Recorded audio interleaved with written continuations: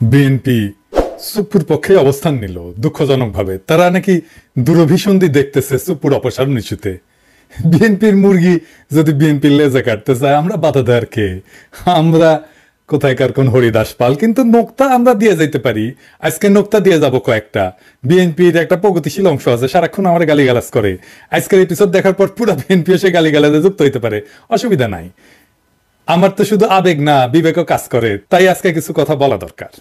এই যে সংবিধান, পচা গলা সংবিধান, এই সংবিধান যে কাজ করতেছে না, এটা তো বিএনপি আনুষ্ঠানিকভাবে স্বীকার করছিল, সংবিধানের সংস্কার চাইছিল। দেখেন, এটা আমাদের কমিটমেন্ট যে আমরা এই পরিবর্তনটা যে চাচ্ছি, এটা শুধুমাত্র নির্বাচন ব্যবস্থার জন্য নয়, ক্ষমতায় যাওয়ার জন্য নয়, আমরা গোটা রাষ্ট্রের আপনার একটা গুণগত পরিবর্তন নিয়ে আসার জন্য আমরা এটা করি। সংবিধানের সংস্কার ছাড়া বিএনপি অনেক আগেই নির্বাচনে না যাওয়ার ঘোষণা দিছিল, যদিও সেই সংবিধানের অধীনে বিএনপি পরে নির্বাচনে গেছিল। কিন্তু একবার এডিটর সাহেব তারিখ দেখান, কবে কইছিলেন মির্জা ফখরুল সাহেব? তো মির্জা ফখরুল ভাই, এটা আপনারা ছোট করার জন্য দেখাই নাই, দেখাইছি আপনার স্থায়ী কমিটির সুপুরে নিয়ে সিদ্ধান্ত বদল করা সম্ভব সেটা দেখানোর জন্য আর কি। আসেন সংবিধান নিয়ে আলাপ করি। সংবিধান যে পচা, এটা তো বিএনপি মানে, আপনারা নিজেরাই বলছেন, অনেকবার বলছেন। বিএনপিকে এবার তাইলে বলতে হবে, পচা সংবিধানে কি মধু আছে? দেশের সংবিধান কি থাকতেই হয়? মানে সংবিধানের পথে না থাকলে নাকি বিশাল বিপদ হয়ে যাবে। সংবিধানকে আসলেই জরুরি দেশের থাকা লাগে? লাগে না। সংবিধান ছাড়াই দেশ চলে, ভালোভাবেই চলে। পাকিস্তানে 1956 সালে প্রথম সংবিধান রচিত হয়। তো প্রায় 10 বছর ধরে সংবিধান ছাড়া দেশ চলে নাই, পাকিস্তান চলে নাই। ওই পাকিস্তানের অংশ আমাদের বাংলাদেশে ছিল। কিছু দেশ আছে যাদের কোনো লিখিত সংবিধান নাই, যেমন সৌদি আরবে নাই, ইংল্যান্ডে নাই, ইসরায়েলে নাই, নিউজিল্যান্ডের কোনো নির্দিষ্ট লিখিত সংবিধান নাই। মানে জানেন এটা, এই দেশগুলা চলে না। দেশগুলো চলে তাদের আইন দিয়ে চলে, তাদের সরকারি কাঠামো পরিচালনার জন্য বিভিন্ন আইন আছে, বিচার বিভাগের রায় আছে এবং রীতিনীতির উপর নির্ভর করে চলে। ধরা যাক ইংল্যান্ডের সংবিধানের কথাই যদি বলি, এইটা বিভিন্ন আইন, বিভিন্ন প্রথা, ঐতিহ্য, এইগুলোর উপরে ভিত্তি করে চলে। তার কিছু কিছু গুরুত্বপূর্ণ ডকুমেন্ট আছে, যেমন ম্যাগনা কার্টা আছে, বিল অফ রাইটস আছে, পার্লামেন্ট অ্যাক্ট আছে। এইগুলা হইতেছে তাদের সাংবিধানিক চিন্তার ভিত্তি। দেশ চালাইতে সংবিধান লাগে না।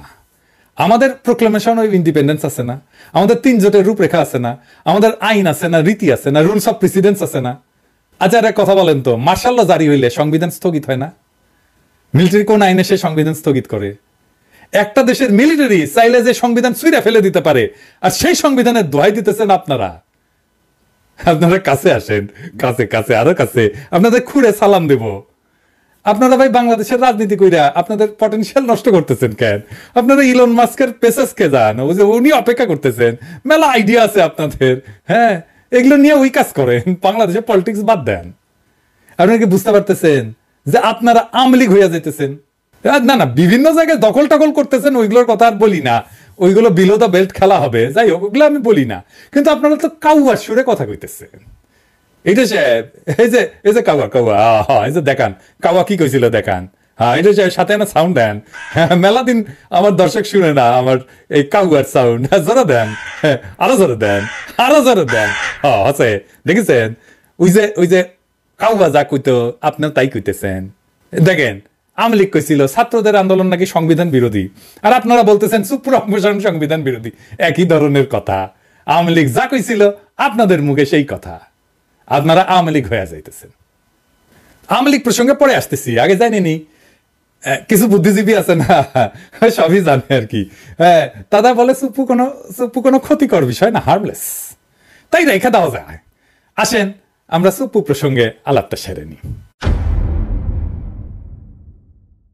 সুপ্পুর অপসারণের বিষয়টা 3টে জিনিসের উপরে ভিত্তি করিয়া, একটা আইনি, একটা রাজনৈতিক আর একটা নৈতিক। প্রথমত সুপ্পু মিথ্যাচার করছে। সে নিজের মুখে বলছে হাসিনা পদত্যাগপত্র দিছে এবং সে সেটা গ্রহণ করছে নিজে। শোনেন, নিজের কানেই শোনেন ও কি কইছিল। আপনারা জানেন প্রধানমন্ত্রী শেখ হাসিনা রাষ্ট্রপতির কাছে পদত্যাগপত্র জমা দিয়েছেন এবং আমি তা গ্রহণ করেছি। আবার সেই বলে তার কাছে পদত্যাগপত্র নাই। দেখেন, দেখেছেন, এই মিথ্যাচার করলে রাষ্ট্রপতি থাকা যায়? যায় না তো। এই একটা ইস্যুই তো যথেষ্ট ওরে রাষ্ট্রপতির পদ থেকে পাছায় লাথি দিয়ে বের করে দেওয়া। দ্বিতীয় কারণটা নৈতিক। পুরো চাকরি জীবনে ওই ঘুষ না নিয়ে একটা রায়ও লেখেনি। উই আমাদের রাষ্ট্রপতি, তাও এই পদটা বাগাইছে সংবিধান লঙ্ঘন কইরা। মানে ওই তো দুদকে ছিল, তাই না? ওটা একটা সাংবিধানিক দায়িত্ব, কিন্তু সাংবিধানিক দায়িত্ব শেষে সে একটা লাভজনক পদে চাকরি করতে পারে না, কিন্তু সে সেটা করছে। আইনত এটা করতে পারে না, তাও নিকৃষ্ট লুটেরা এস আলমের দখলকে তো ইসলামী ব্যাংকে চাকরি করছে। আবার তারপর আবার ওই চাকরি থেকে এটা লঙ্ঘন কইরা আবার ওই চাকরি থেকে আইসা সর্বোচ্চ সাংবিধানিক পদ রাষ্ট্রপতির আসনে বসছে। আমারও প্রশ্ন, এমন একটা দাগি অপরাধীকে কেন পুষতে চায় বিএনপি? সে তো দুইটা দেশের রেসিডেন্ট, তাই না? বাংলাদেশের প্রেসিডেন্ট হওয়ার যোগ্যতা আছে, তাকে একজন এমপি পদে প্রতিদ্বন্দ্বিতা করার যোগ্যতা থাকতে হবে। দেখেন বাংলাদেশের সংবিধান অনুসারে, সংবিধান তো করিচ্ছেন আপনারা, দেখেন সংবিধান অনুসারে সে পারে কিনা দুইটা দেশের রেসিডেন্ট থেকে প্রেসিডেন্ট হইতে। বাংলাদেশের সংবিধান অনুযায়ী কোনো ভিন্ন দেশের রেসিডেন্ট বা দ্বৈত নাগরিকত্বধারী ব্যক্তি বাংলাদেশের সংসদ সদস্য পদে প্রার্থী হতে পারে না। তার মানে সে প্রেসিডেন্ট পদেও প্রার্থী হতে পারত না, তার প্রার্থিতাটাই অবৈধ। আইনত সে রাষ্ট্রপতি পদের জন্য যোগ্য ছিল না। আর তৃতীয় কারণ রাজনীতি। সুপ্পু হাসিনার মনোনীত রাষ্ট্রপতি, সেই পুরা প্রফেসর ইউনূসের সরকারকে বাতিল করে দিতে পারে এক কলমের খোঁচায়, পারে কিনা বলেন? কি করবেন যদি সেটা করে? কিচ্ছু করার নাই। পুরা প্রশাসন এখন হাসিনাপন্থী, পুলিশ কাজ করতেছে না। হাসিনার গুন্ডারা যে অস্ত্র নিয়ে ঝাঁপায় পড়ছিল, সেই অস্ত্রগুলো কোথায় উদ্ধার হয়েছে? আমি দেখাই দিই, এক কামাল মজুমদারের কাছে 2018 সালের তথ্য মতে 5 কোটি টাকার অস্ত্র ছিল। কামাল মজুমদার ধরা পড়ছে, অস্ত্রগুলো তুলছে, ধরিছে। অস্ত্রগুলো কোথায়? এত অস্ত্র ছিল আওয়ামী লীগের হাতে, আপনারা তো দেখছেন, বেশি দিন আগের কথা না। সে অস্ত্রগুলো কই? তারপরেও কি ধরনের ষড়যন্ত্র, আন্তর্জাতিক ষড়যন্ত্র, ইন্ডিয়া থেকে ষড়যন্ত্র হচ্ছে। বাংলাদেশের হিন্দুদের দিয়া কি করতেছে দেখতেছেন না? সনাতনী নামে কি করতেছে? আর একটা গুরুত্বপূর্ণ বিষয়, কেন বেছে বেছে ক্রুশিয়াল আওয়ামী লীগ নেতারা ধরছর বাইরে থেকে গেল, পালিয়ে যাইতে পারলো, বা পালায় যেতে দেওয়া হইল, সাহায্য করা হইলো। কারা করছে? অনেকবার কইছি, আর কইলাম না, তিক্ততা বাড়াইতে চাই না। এবার আসেন বিএনপির কিছু ছাত্রলীগ প্রেমীদের দেখি আমরা। দেখেন একটা ক্লিপ দেখেন। ছাত্রলীগকে কি করেছে? নিষিদ্ধ করেছে।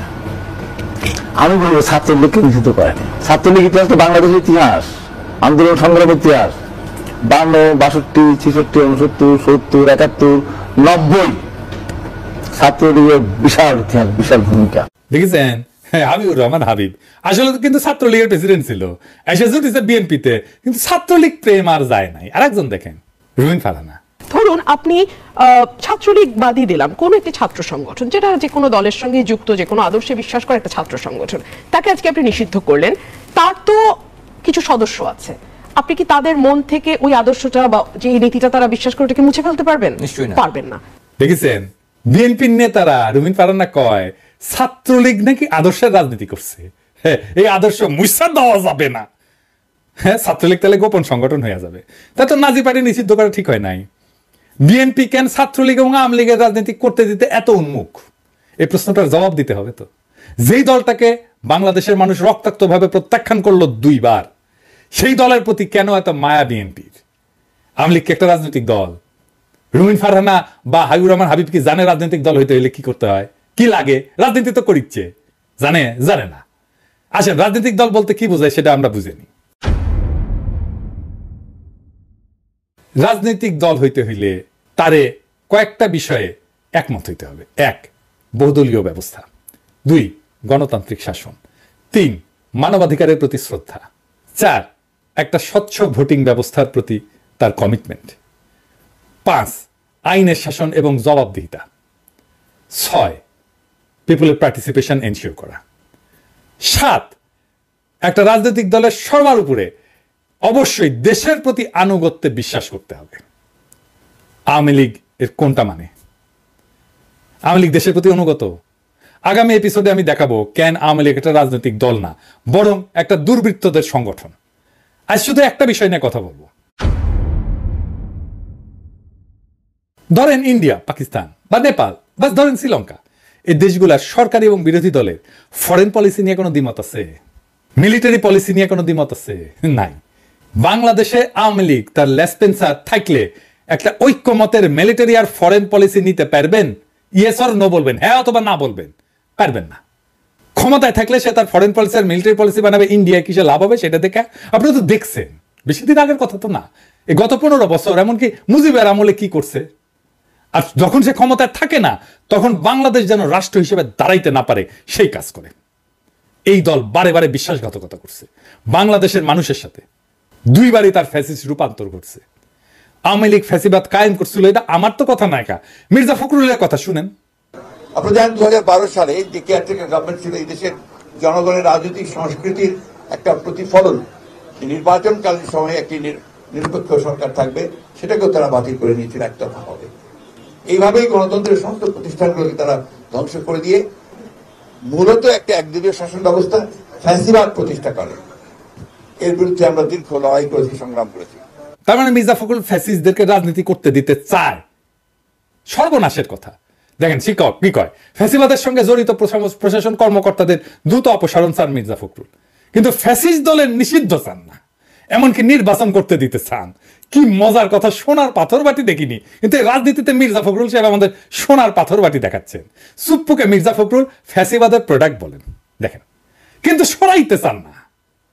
কি মজার কথা, কোনো ব্যাখ্যা আছে? মানে লীগ খারাপ, আওয়ামী লীগ খারাপ, কিন্তু হাসিনা ভালো। ওই একই হাসিনার ন্যারেটিভ, একই হাসিনার ন্যারেটিভ। বিএনপিকে বলতে হবে স্পষ্টভাবে জনগণের কাছে কেন ফ্যাসিবাদের প্রশাসন খারাপ সেটাকে সরাইতে হবে, কিন্তু ফ্যাসিবাদের প্রোডাক্ট চুপ্পু ভালো তারে রাখতে হবে। বলতে হবে কেন ফ্যাসিস্ট আওয়ামী লীগকে রাজনীতি আর ভোট করতে দিতে চান, বলতে হবে। বিএনপিকে একটা কথা স্পষ্ট করে বলে দিতে চাই, তারুণ্য কোনো চালাকি পছন্দ করে না। আজ বাংলাদেশের বেশিরভাগ ভোটার আসলে আপনার ভোটার কিনা সেটা কিন্তু আপনারা জানেন না। আপনারা ধৈর্য নিছেন তারা আপনার ভোটার না। তরুণদের মন যদি জয় করতে চান, খোলাখুলি স্পষ্টভাবে কথা বলেন।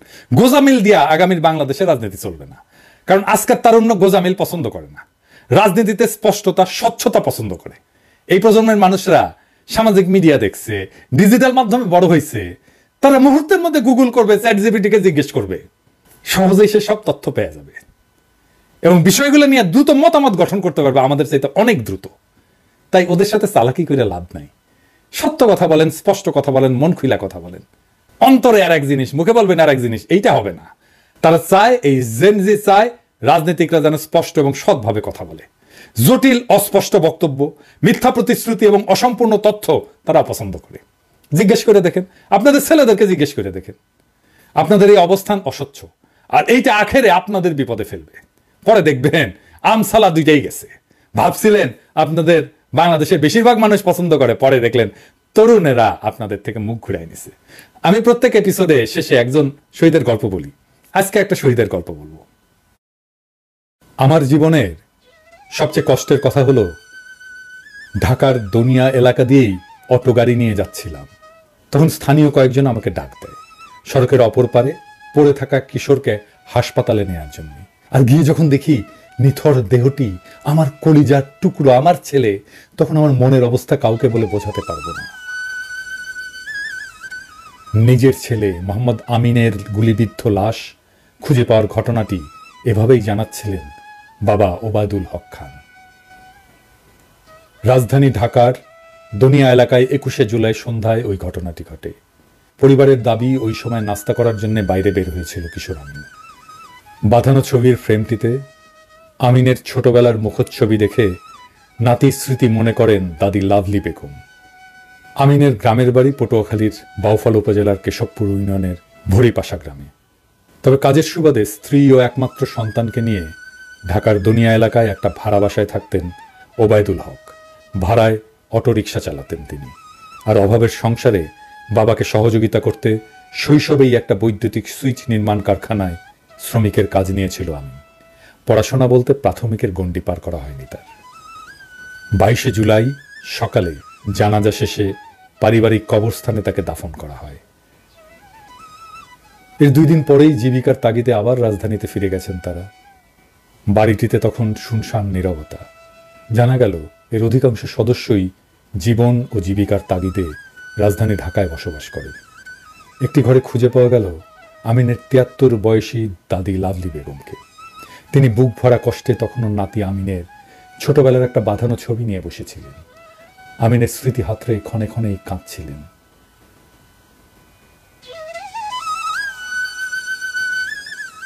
আমিনের বাবা ওয়াইদুল বলেন, হাসপাতালে নেয়ার পর চিকিৎসক যখন জানায় আমার বাবায় মারা গেছে, তখন মনে হচ্ছিল আকাশ ভেঙে মাথার উপর পড়েছে। একটু থেমে তিনি আবার বলেন, এখন আমি কি নিয়ে বাঁচব, কার জন্যে বাঁচব, এখন বেঁচে থাকা না থাকা সমান কথা। আমিনের মা সেলিনা বেগম বলেন, আমার ছেলেকে যে পুলিশ গুলি করে মারল তার বিচার কে করবে? মিথ্যার রাজ্যে কার কাছে বিচার চাইব? তাই একজন তো আছেন, মহান আল্লাহ এর বিচার করবেন। এ কথাগুলো শেষ করে হাউমাউ করে কাঁদতে শুরু করলেন তিনি। প্রিয় বিএনপি, আমাদের কথা শুনতে হবে না, এমন অসংখ্য আমিনের কাছে গিয়ে বিএনপির নেতারা ম্যান্ডেট নিয়ে আসুন, তারপরে আনন্দ চিত্তে আওয়ামী লীগের হাতে হাত রেখে ঘর সংসার করেন, ছাত্রলীগের সাথে ধর্ষণের সেঞ্চুরি উদযাপনের উৎসব করেন। আপনাদের সুখের সংসারে কেউ বাগড়া দিতে আসবে না। ছাত্রলীগকে নিষিদ্ধ করলে ছাত্রলীগ আন্ডারগ্রাউন্ডে চলে যাবে, আর ছাত্রলীগকে রাজনীতি করতে দিলে তারা ধর্ষণের সেঞ্চুরি করবে। আপনারা তো সেটাই চান। আপনারা আওয়ামী লীগের সাথে ঘর করতে পারেন, কিন্তু আমরা বিপ্লবের পথ ছেড়ে যাব না। শুধু জানবো বিএনপি আজ আমাদের সাথী নয়, তারা আমাদের সাথী, তারা তাদের সাথী, তাদের রক্ষক, যারা আমাদের সন্তানদের, ভাইদের ঠান্ডা মাথায় কাতারে কাতারে হত্যা করে শহীদ করেছিল, যারা বাংলাদেশে ফ্যাসিবাদ কায়েম করেছিল নির্মমভাবে। আর যেই ফ্যাসিবাদ উৎখাত হবার পরে আপনারা রাজনৈতিকভাবে শক্তিশালী হয়ে তাদেরকেই পুনর্বাসিত করেছিলেন। আপনাদের ইতিহাসের কাছে এর জবাবদিহি করতে হবে একদিন না একদিন। ইনকিলাব জিন্দাবাদ।